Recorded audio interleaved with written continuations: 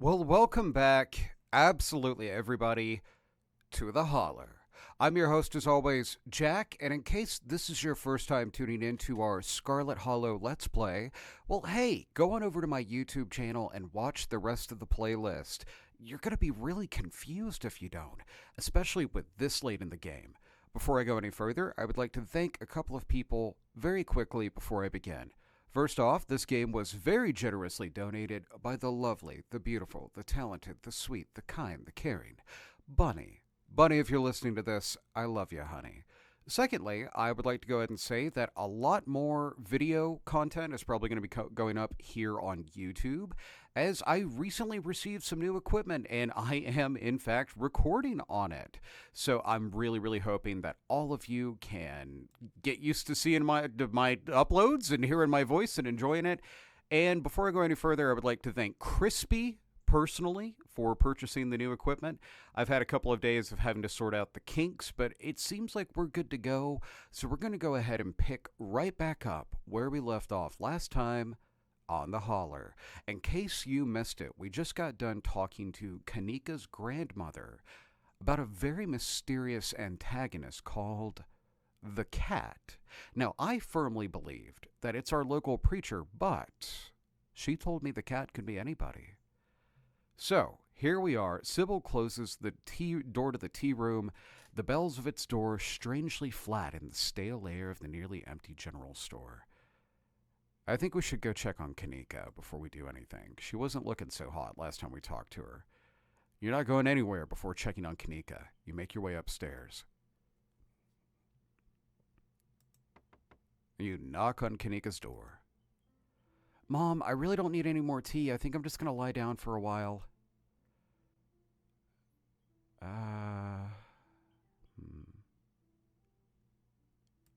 I could use a breather. Let's hang out for a minute. Oh, hey. Sure, let's hang out. Just give me 2 seconds. It's a disaster in here. You hear frantic crumbling and clinking and shuffling as she tidies the room. Okay, come in. Aw, she's blushing again. Kanika's room is the sort of place that's stuck between the past and the present. Faded stickers from her childhood line the bookshelf, and boxes of packed belongings sit in the corners of the room. The terrarium on her desk catches your eye. To anyone else, it might seem empty, but you easily spot the creature lurking within. I don't usually have people over. Don't judge me too harshly for the state of the place. Dialogue options marked romance will start a romantic arc with the character you're talking to, and will lock you out of romantic arcs with other characters. Oh, wow.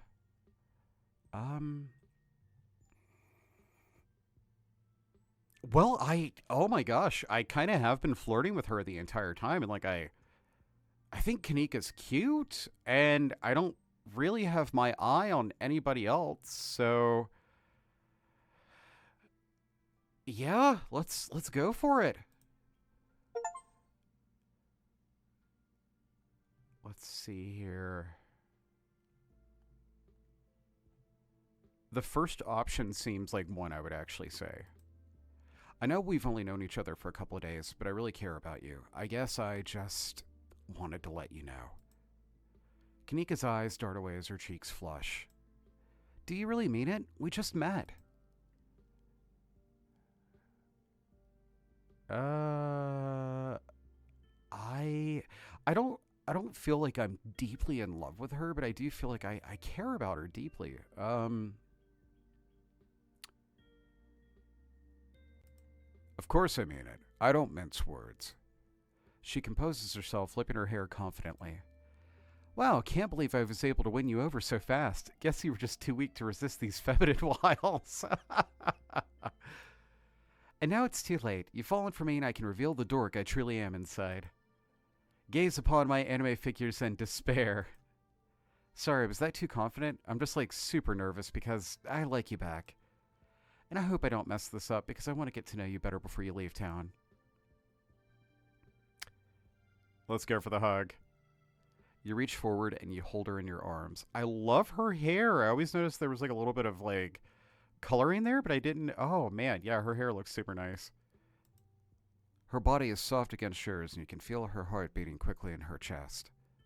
She runs her hands across your back and smiles, her eyes filled with a warm joy you haven't seen before in your short stay. And she smells incredible. Her sleek braids exude a perfume of warm coconut, and an aroma of flowery cucumber wafts up from her skin, the scents melding to create a sweet tropical bouquet. After a long moment, you pull away, your hands slowly letting go of each other as the two of you stare into each other's eyes. Screw hanging out in my room for the rest of the day. Wherever you're headed, I want to come with you. Gotta maximize the amount of time we spend together before you go back to Buttsville, right? I completely forgot I called it Buttsville. Oh my god. Even if we make other plans for later on, I want to be with you right now. But where would we go?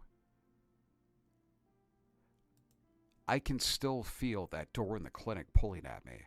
I think that's where we need to go next. I was hoping to see Reese sometime today. I want to ask if he knows anything about Stella, and, make sure he's okay after what happened at dinner. Let's do it. Sweetheart, with you, I could go anywhere. The two of you make your way back out into the hallway, hand in hand.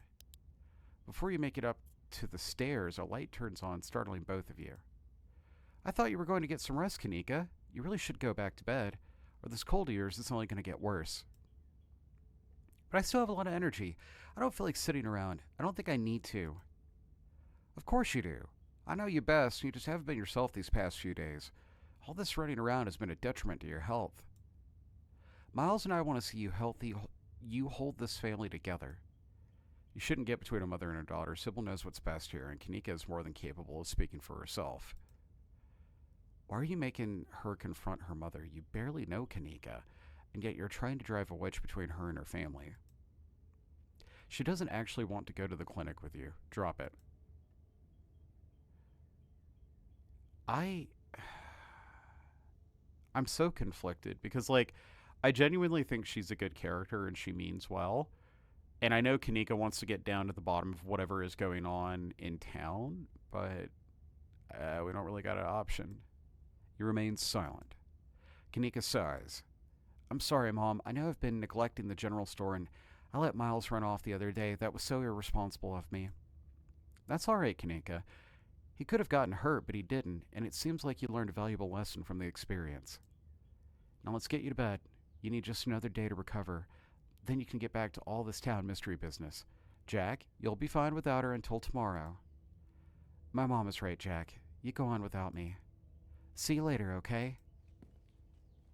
Before you utter another word, Kanika returns to her room. Sybil's eyes carefully watch you as you leave and make your way back to the main street alone. You make your way up the familiar hill, past the rows of ragged houses that make up Scarlet Hollow's residential area. It isn't long before you find yourself outside of Dr. Kelly's clinic, its secrets enticing you to find a way in. Even at the bottom of the hill, you can already feel the presence. It's like a magnet has been fixed to your ribcage, gently tugging you forward, guiding you up towards whatever emits this compulsive frequency. You can see the hill Sybil was talking about, wrapped around the back of the old hospital like a stone blanket. It should take you directly up to the second floor and the unlocked doors of the terrace. Yeah, we're not going through the front door. We're gonna take Sybil's suggestion. You're pretty sure you can make the jump to the second floor, at least with a running start. You make your way up the hill and bend your knees in anticipation, and then you jump. You land to try the door. It's unlocked. The upstairs of the clinic feels like a decommissioned museum. Old furniture is covered in plain white sheets, and a thick layer of dust coats the floor. The place hasn't seen any use in years. I don't like the vibes of this. Oh, God, I don't like the vibes of this at all. You're in the clinic, free to explore as you please. Or rather, you're free to explore as you please. You can feel that odd sensation again, the nagging pull of whatever it was that wanted you to find it. You've been caught by its gravity and overwhelming curiosity guiding you around a corner and towards a dark doorway under the stairs. It's been left ajar, as if inviting you to enter. What the fuck? Why is Reese on the fucking table? The lights click on. You're in the morgue. Jack, what are you doing in the morgue?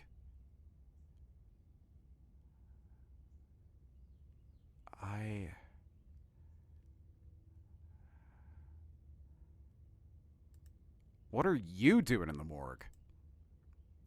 I'm sure it looks weird. It's not like I expected anyone to come down here. I was just, practicing. A rehearsal, if you will. Oh, Reese.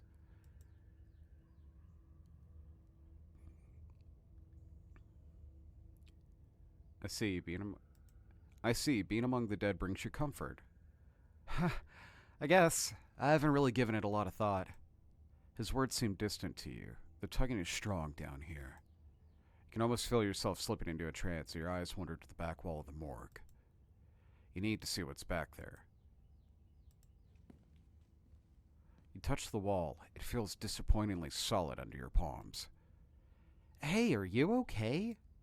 You feel Reese's hand gently shake your shoulder, and for a moment, the thing on the other side of the black-white wall loosens its pull on you. You kind of looked possessed for a second there. Are you good? Make him understand.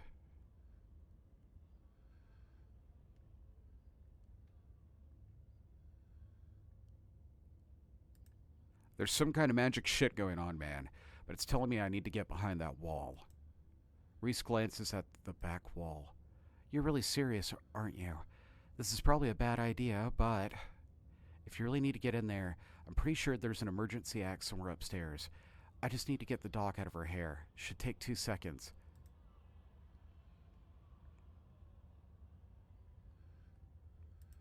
Get the dock out of our hair?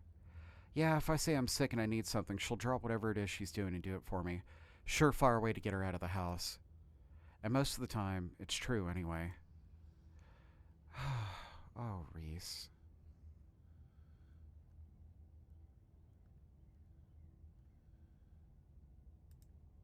Use what you got to get what you need. No shame in that.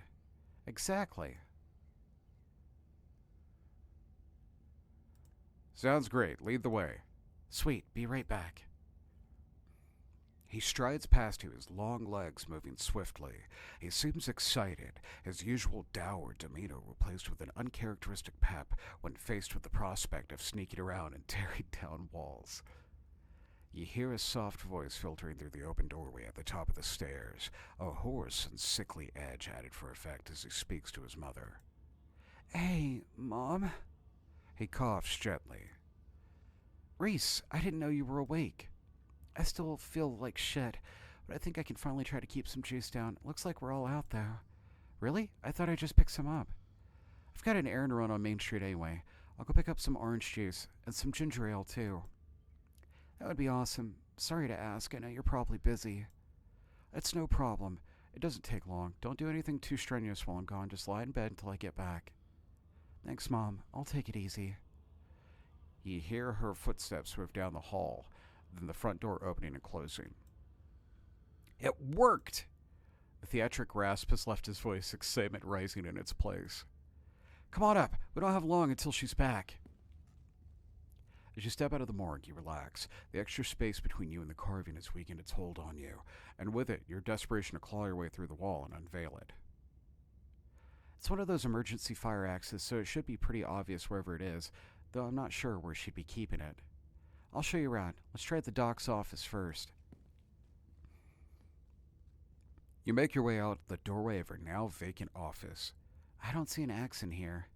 He's right. A cursory glance reveals nothing but stacks of paper and cabinets of medical supplies. But something on the desk catches your eye. Some sort of records, with your family's name on them. Yeah, we're going to swipe those.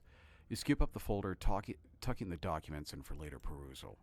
Reese watches you with curiosity. Stealing medical documents? If my family's going to keep secrets from me, I better learn what I can. Totally. Steal anything you need to. You got a mystery to solve. I'm not going to stand in your way. Let's check the medical supply room next. I can imagine a room full of chemicals being a place someone might want to keep an axe. Better be careful stealing stuff in there, though. That might really get you in trouble. You turn around and leave the office. It's time to move on. The medical supply room is probably going to be a good bet. A fire axe seems like something that might be useful in a room full of chemicals. There it is. Looks like we need a key, though. Better not break the glass. I'd rather explain why I had to steal the axe after we've had a chance to use it. There must be a key in here somewhere. Reese stops to listen to something. You can hear it too, but ever so faintly. The sound of footsteps just outside the clinic. Shit, she's back already. The front door of the clinic opens and closes, the creak of antique hinges echoing down the hallway. Footsteps start down the hall. Oh, fuck. She's headed this way. Quick, we gotta hide. I'm not supposed to be in here. He opens the closet door and hurriedly motions you inside. You slip past him, scrunching into the small space as best you can. He attempts to slide in after you. Let him in. You make space, and he slips next to you, closing the door just enough you can both still monitor the entrance of the supply room. Dr. Kelly storms in, plastic bag in tow. She takes something out of the bag and places it on the counter. And then she hurries back out, bag rustling as she makes her way back down the hallway. We better wait just a second, just in case. The two of you stand in tense silence, both crammed into the suffocating closet, taking shallow breaths as if she could hear you breathing from the other side of the building. But the footsteps soon return. Dr. Kelly makes her way back towards your hiding place, creaking floorboards broadcasting her location all the way down the hall just outside your hiding spot. His head swivels suddenly. That was the door of the house. We're in the clear. Let's go. What is that? The two of you spill out of the closet. Reese quickly and quietly starts pulling drawers, scanning them for keys.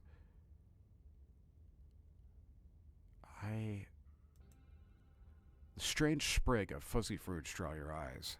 You step forward to take a closer look. It looks out of place on the sterile and steel countertop. Its broad, 8-pronged leaf already wilting in the natural sunlight. Yeah, like I'll say, the art style is even radically different if you look at it compared to everything else. The clinic is mostly drowned out in muted colors, which kind of reflects the aesthetic for the rest of the game. But that right there, that has color. So that is weird. Your thoughts are interrupted by the jingling of keys. Sweet, found them. And they're color-coded. Too easy. Reese unlocks the cabinet and offers you the fire axe. Here's your axe. He hands you the axe, then pauses, realizing you've been poring over the weird little plant. That was what she took out of the bag, right? That's weird. Does she make her own medicine? She's not a pharmacist. I don't think she's supposed to do that. This is just supposed to be where she stores medicine she orders from pharmacists over in Brevard. He picks up the plant. Weird little alien fruit. It's gotta be medicinal, right?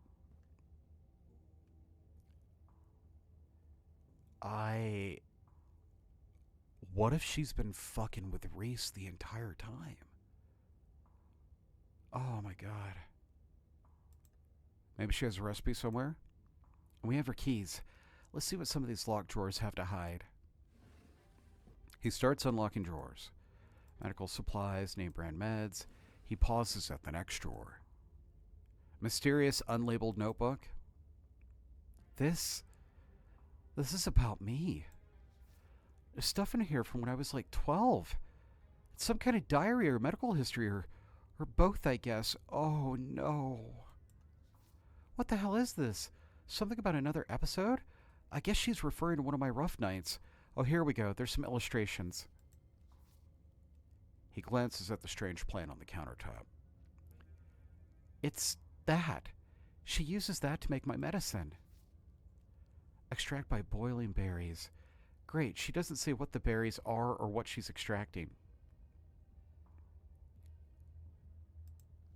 Leaving out the names? Real suspicious. Sounds like something someone would do if they didn't want much of a paper trail.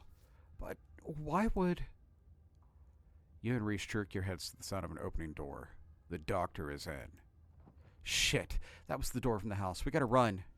You follow Reese's instructions, once again starting down to the basement stairs, letting the pull of the stone carving guide you back to the morgue.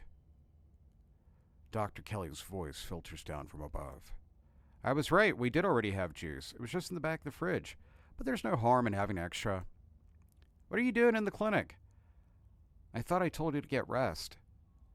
Oh, I'm just gonna chill in the morgue. I got my speakers, so if you hear some weird sounds, that's just my music.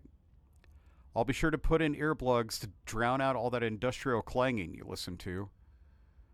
You know I'm not the biggest fan of you spending time down there. It can't be good for your mental health having to hang out in a refrigerator for corpses. Do you at least have a blanket this time? Yeah, I'll be fine. It's just a change of scenery. My room just feels too claustrophobic right now. Okay.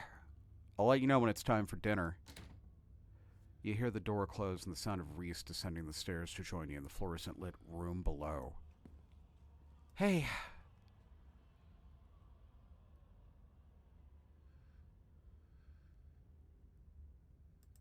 I should warn you, something spooky might happen when we break down that wall. Reese smiles. Good. Feel like I've been missing out lately. Reese, you're the sweetest boy. Like, if you were my friend, I would try to bail you out of this goddamn clinic. Stop asking questions. It's time to see what's on the other side of that wall. May I make the first blow? Go for it. You approach the far end of the morgue, axe practically singing through the air as you strike the wall. The first cut offers a surprising amount of resistance. There is some structure behind it, some wood framing holding it in place, trying to stand between you and what waits for you on the other side. You stagger back from the massive hole in the wall and admire your effort. Holy shit! The splittered edged frames hold a dark passage, seemingly cut deep into the other side of the cliff, seeping from a forgotten place into the already frigid morgue. Reese coughs as he takes a better look as to what lies beyond the wound in the wall. There's a whole hallway back there. Thick, stale air leaks from the hole, filling the morgue with an earthly mildew smell, like the room is slowly filling with dirt. And with the stink of the grave-like room beyond comes an even stronger compulsion. You step forward. And you climb into the hole. This is wild. I had no idea any of this was here. An entire hospital wing rotting away for decades behind some flimsy drywall. His voice sounds distant. Your sole focus is fighting it. Your feet move without prompting, and you stumble down the hallway towards the far wall, barely registering the antique clutter as you stagger past it. Whoa, are you okay? You don't respond, and you don't bother to retrieve the axe. The wall is rotten, water damage having eaten away at the wood over the course of unknowable years, the planks nearly reduced to sawdust. You tear into it. That was a Rat King. Enoch, I thought you weren't going to come. I was worried you'd just leave me here forever. I said there's nothing I can do. I'll never use my legs again. Enoch, what am I going to do? Calm down, Teddy. These doctors don't know what they're talking about. I've been doing my own research, and I found us an alternative. We don't have to worry about anything from here on out. I promise. I went to talk to the witch. A witch? But that's nonsense. Oh, it's all right. It's all sorted. We're taking you home today, and everything will be resolved by this time next week. Everything goes black. Your vision swims back into focus and takes a solid second or two to reorient yourself. You're in an unfamiliar bed. Reese leans against the far wall, eyeing you with concern and curiosity. Hey, I was worried you slipped into a coma or something. You tore down that wall like a wild animal, found some weird carving and collapsed. I think you might have had some kind of seizure. Are you okay?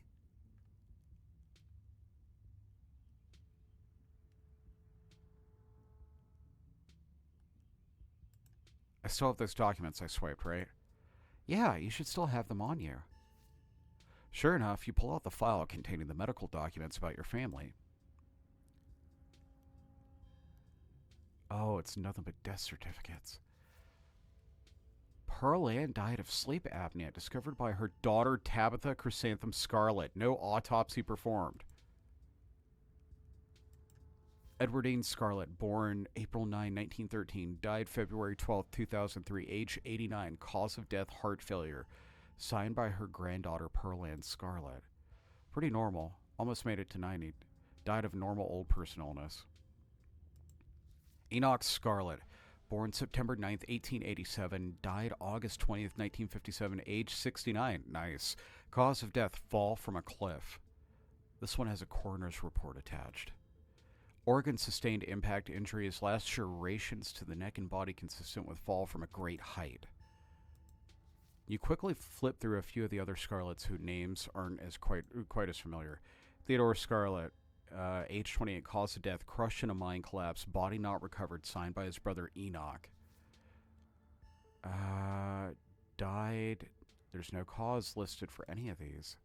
Both killed at Normandy in line of duty. Okay, those must have been Edward Dean's brothers.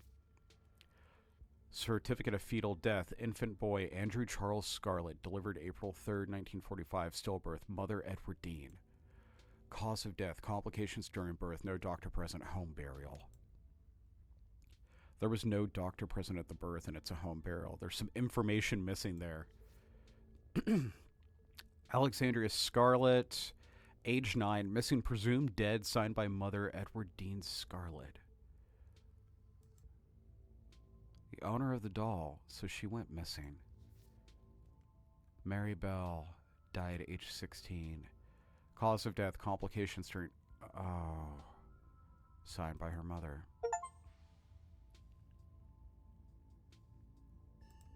Does Dr. Kelly know I'm here? No, I snuck you back into the house while she was busy in the medical storage room. Figured you wouldn't want to come into the morgue.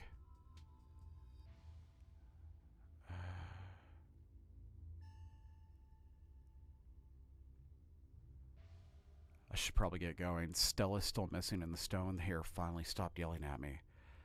That might be a little tricky. The doc is on the warpath up there. I refuse to take my medicine and she's not happy about it.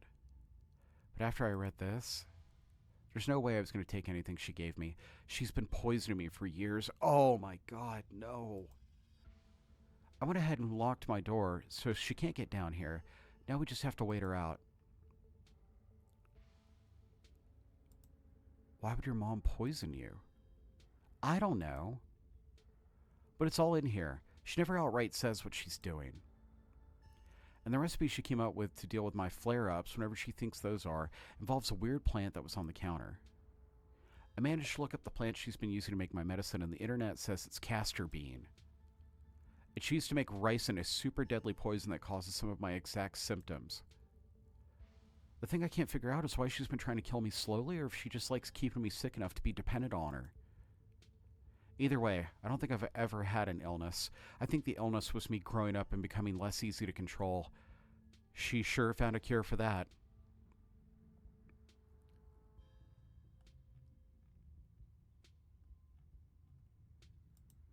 Ricin is really bad. How are you not dead? I don't know. Maybe it's low enough doses, or maybe I developed a tolerance. But I think the fact that I feel more and more alive by the minute is enough proof that she was keeping me sick. I don't even need solid evidence. We gotta get you the fuck out of here, Reese. Where would we go? The only person I know who has a car is Kanika, and she's not answering the phone. I don't know anyone else. I don't have any other family to go to. I never even finished high school. When I get out of this house, I don't know how I can make sure I don't wind up right back down here.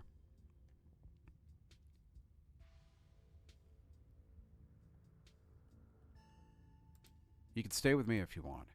I should warn you, I do live in some guy's shed, so quarters are tight. A shed? Not exactly what I pictured for somebody living in the big city, but still sounds a lot better than here. He smiles, his eyes distant as he imagines the possibility of such a life, undoubtedly for the first time. Thanks, Jack. You have no idea how much this offer means to me. Buddy, we are getting you the fuck out of here ASAP. But I guess I still gotta pass some time before we can get out of here. A distraction seems like a good idea. As you can probably tell, I'm getting a little jittery. Maybe it's the lack of poison in my system for the first time in years, or the fact that the whole perception of reality has been turned on its head. Probably a combo. It doesn't feel awful, to be honest.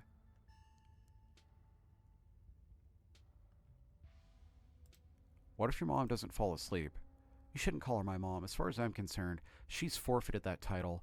I don't even think I should call her doctor. She's just some woman now. Can't wait for her to be in the rear view mirror for the rest of my life. If she doesn't fall asleep by 10, we can figure something else out. These windows are supposedly shatterproof, which she always said was for burglars. Now I assume it was yet another way to keep me boxed in. Oh man, she's fucking diabolical. What the hell? But we can try to break them anyway.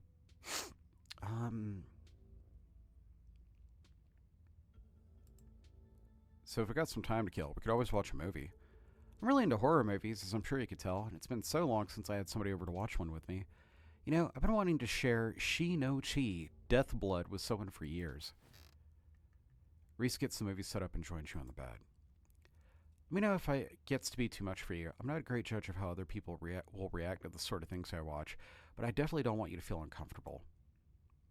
This is a slow burn of a movie, but its dread is managing to build is palpable into the room. Or maybe that's just how it feels down here all the time.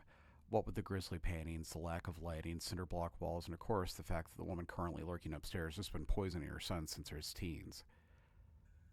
I've seen a couple of this director's other films, and they all seem interesting, though this is probably his best introduction to his work. The way jump cuts seemingly unrelated TV show recordings that then wind up tying back into the narrative adds a level of realism and depth to the world that I find really engrossing. It's found footage used to its fullest. I can't believe I'll just be able to do things out there soon, like watch movies with another person. Or talk to people, ever. You can hear the difference in energy now that Reese hasn't had his daily dose of poison. He's uncharacteristically chatty, clearly not used to talking to another person, let alone when he has the energy to carry on a long conversation.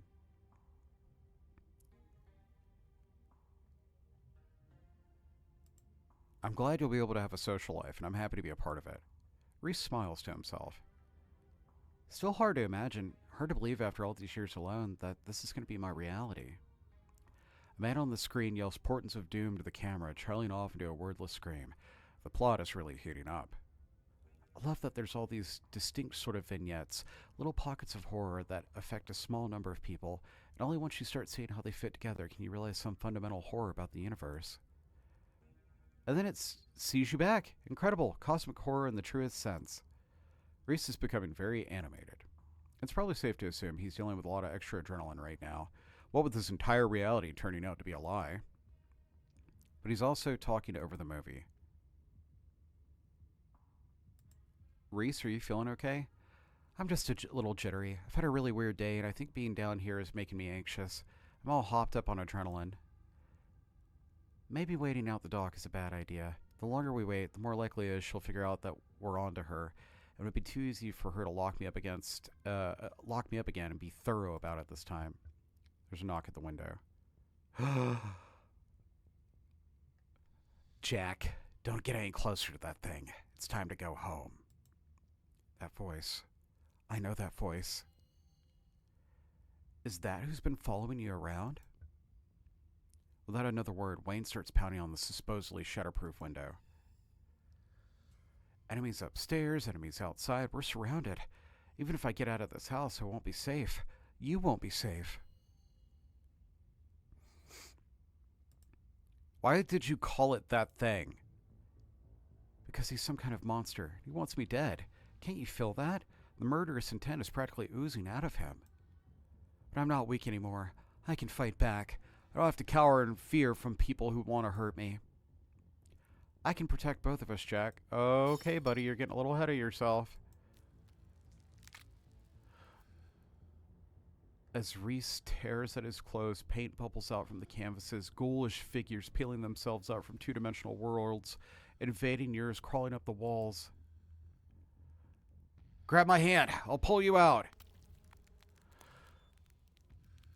Leave us alone. In a surge of violence, the change that has been brewing inside of Reese finally comes. As it manifests, the broken basement window is sealed off and Wayne along with it.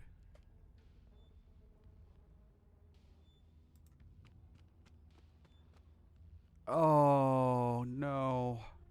You've seen enough to know you need to leave. You run up the stairs. The door is blocked by a chair. And then it's blocked by something else, too. Toss the chair out of the way and do your best to tear through the substance covering the door. It reforms and regenerates too quickly for you to claw your way through. Defeated, you turn back to the basement. The remainder of Reese's paintings await their artist's command. It's okay. Stay right there. I can take care of this, and she won't be able to hurt anyone anymore. I'll be right back. What the fuck are you, bud? Reese storms up the stairs, leaving you with his smears.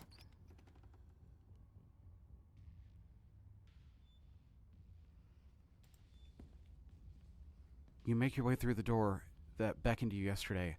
All intriguing now washed away. You know where it leads. You know the secret stone that lurked in the forgotten basement of the clinic had to share with you. Now the clinic holds a new horror. Somewhere beyond the narrow hallway leading from the house proper and into the doctor's office, there's a monster preparing to do something unthinkable. You grasp the handle and turn. Dr. Kelly emerges from the shadows and levels a firearm in your direction. You instantly notice it's not a proper rifle, but some kind of tranquilizer gun. Duck! We're gonna listen to the doctor. You do as she says, ducking out of the way. She shoots.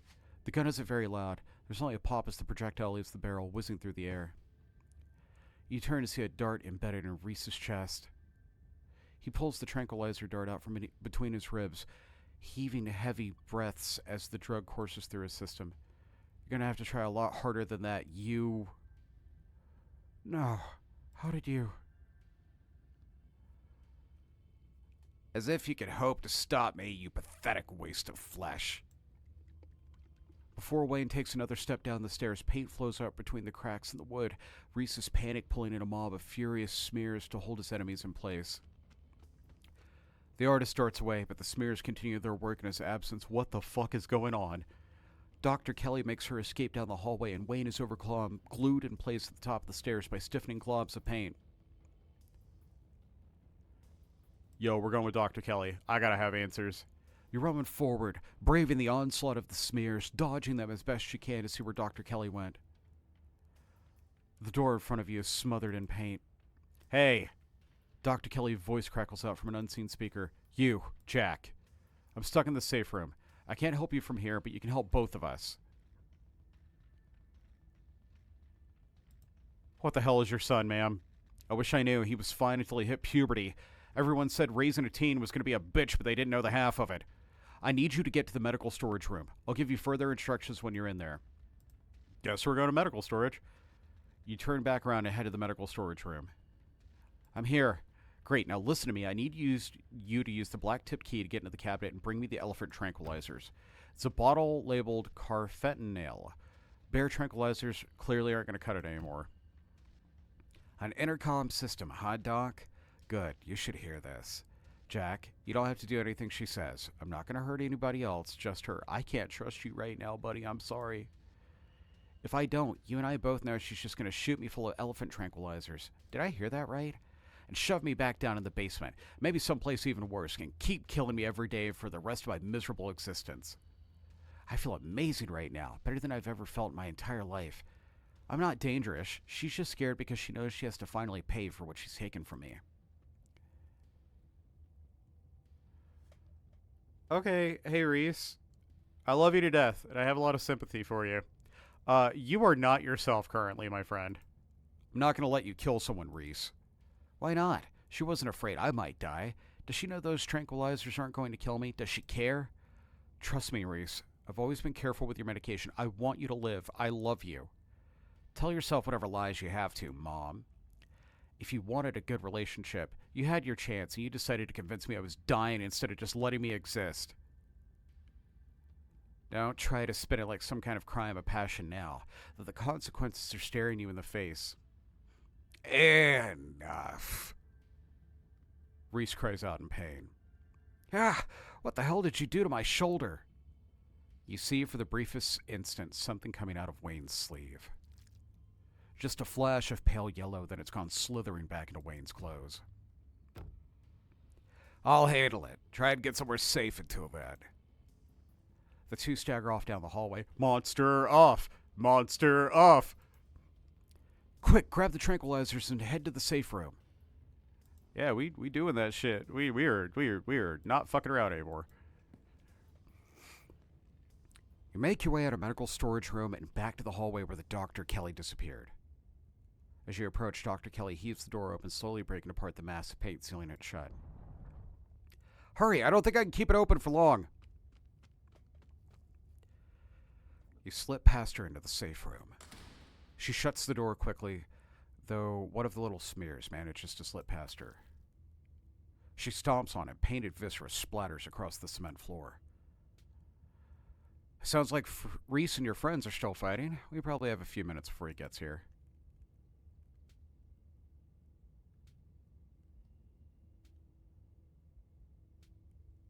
While we're at it, any other secrets you're keeping?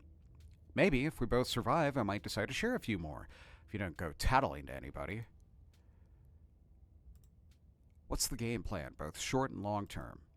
Well, I pump him full of elephant tranquilizers, then I lock him in here, then I somehow convince him to see things from my perspective. Then we all live happily ever after. Has that worked before? He's never known the exact nature of his condition before. Maybe it was a mistake to hide it from him. But I thought it meant I could feel like he had more freedom, not knowing if he just stopped taking his pills, he would become big and pointy enough to kill me. Probably gonna have to revoke some of those freedoms now. He's not going to like that. But I think he'll understand, even if it takes time. I don't think he wants to hurt people, he just can't help what he is. You and Dr. Kelly sit in silence and wait for his son to make his way to you. The sound of distant breaking glass cuts through the silence of the clinic outside the cafe room. Shit, this might be game time. Dr. Kelly opens the door. The two of you stare out into the hallway.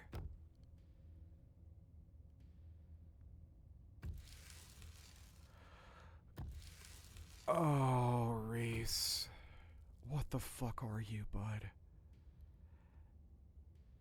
Is this what you were afraid of? Head over the tranquilizers. This is our shot.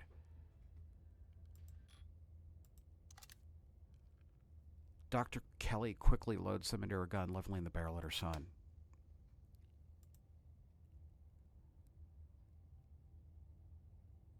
Jack, I thought we were in this together. Me too, buddy, but you're a crazy demon. Thank God. Dr. Kelly sighs heavily, staring down at the ward figure of her son. I can drag him to the safe room on my own. I'll meet you at the front when I'm done. You return to the entrance of the clinic. Everything is quiet now. Only streaks of paint where Reese's minions had once roiled out of the cracks in the wood. I hope you understand that this needs to stay between us. I don't care how much you feel like you need to share what just happened with other people.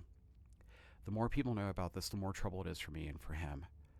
I don't need any more well-intentioned escape plans.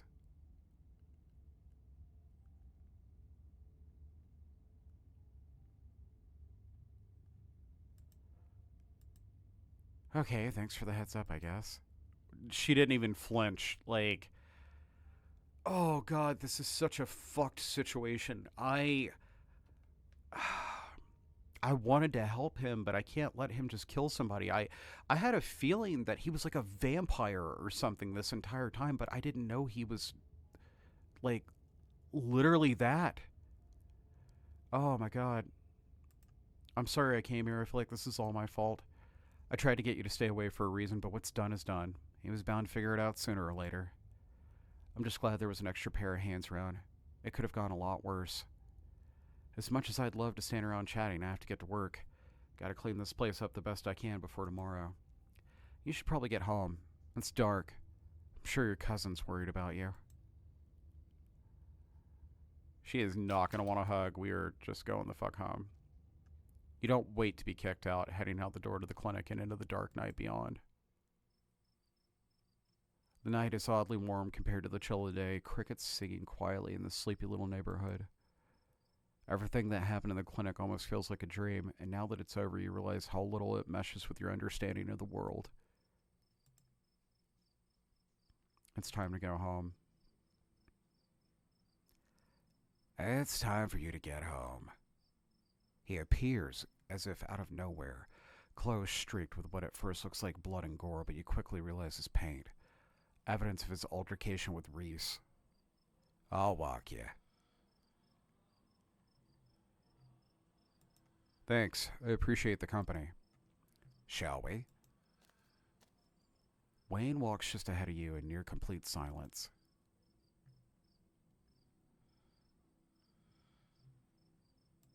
Did you know Reese was like that? I knew he was different. How exactly, I wasn't sure, but now I know.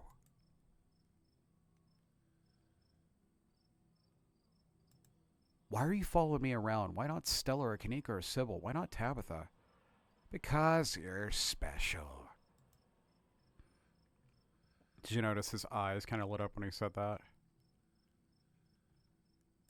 But why? Why am I so special? You simply are. Do you not feel the ties that bind us? They are unbreakable.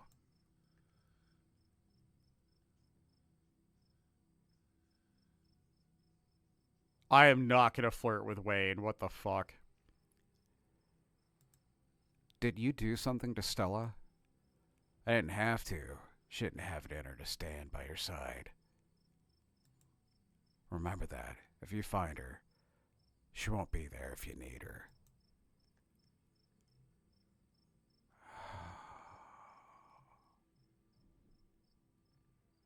Oh, God. I'm sure we'll see each other tomorrow. You should try to spend some time in that old building before you head to town. Tabitha won't be around. She's busy at the mines. Forbidden places won't be forbidden without her there to stop you. You might be surprised at what you find.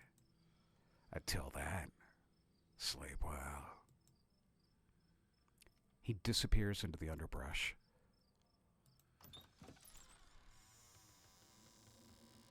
The estate feels empty, wind howling through its abandoned halls, the very foundations creaking beneath you. Your cousin must have already gone to bed. Exhausted beyond belief, you stumble into your room and collapse on your bed. The damp smell of the mattress starting to become almost welcoming a sign, now that the daily horrors of Scarlet Hollow are finally behind you, at least until the sun inevitably rises once again. You think for a moment about calling Kanika, or you're just too tired to even bother. You close your eyes, your exhausted body succumbing to sleep almost immediately. As you drift off, you think of Reese, trapped in that tiny windowless room, all his greatest fears realized, his body no longer his own. But you stopped him from killing Dr. Kelly. The world, at least for now, is protected from him. And then you think of nothing. Oh my God. What a fucking episode. Yeah, we didn't find Stella. There was so much that happened. Oh my fucking God. I had no idea Reese was going to be like that. This is the last part of this playthrough. Until they get done with the next episode. Wow. What an absolutely incredible game. Fuck, I really, really, really have enjoyed my time in Scarlet Hollow. I hate what happened to Reese, but oh man, this is going to sit with me for a while. This is such a very good game. And this has been my first complete Let's Play here on YouTube, so I hope all of you enjoyed it.